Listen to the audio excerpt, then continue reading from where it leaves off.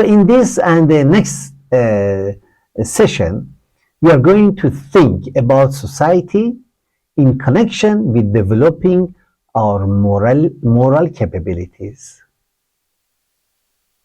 To do so, we focus only on three aspects of society. First is institutions of society. Secondly, the forces that operate in society.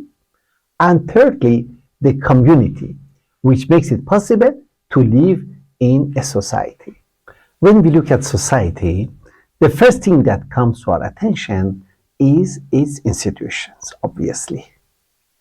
Institutions exist at a high level than even the individuals who are members of those institutions or who guide them.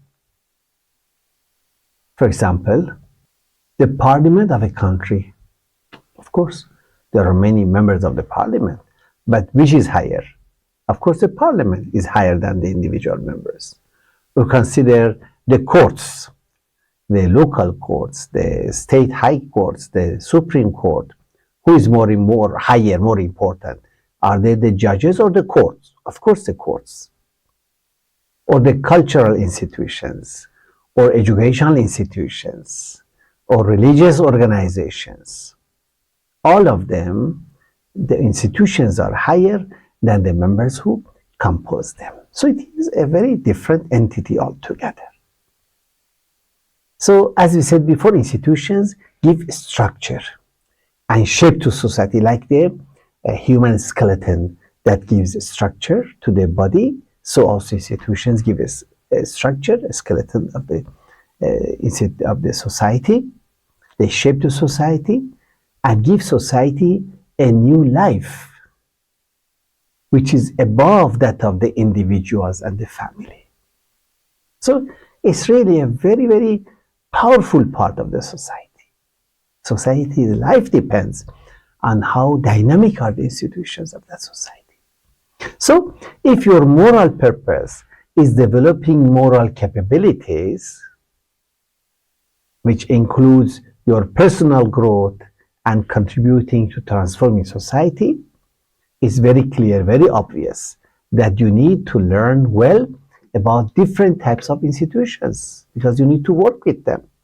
You should understand the history of these institutions, how they function, and what are their strengths and their weaknesses, and in which direction they should change.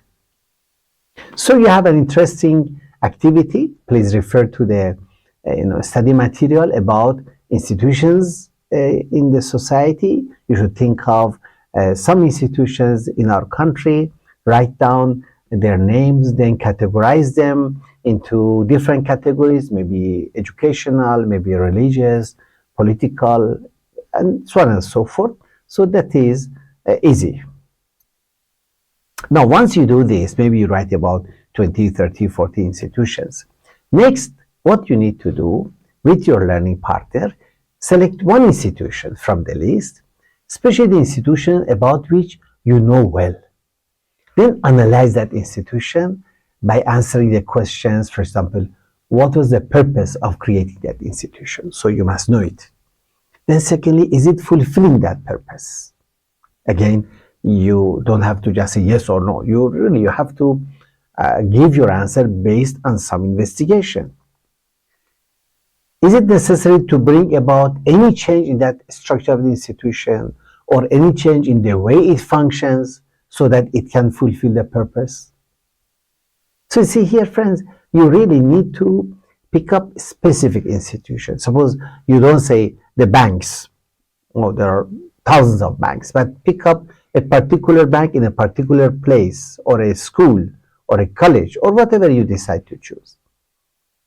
And then the last question you need to answer is that if you believe there is a need to change, how can such a change happen?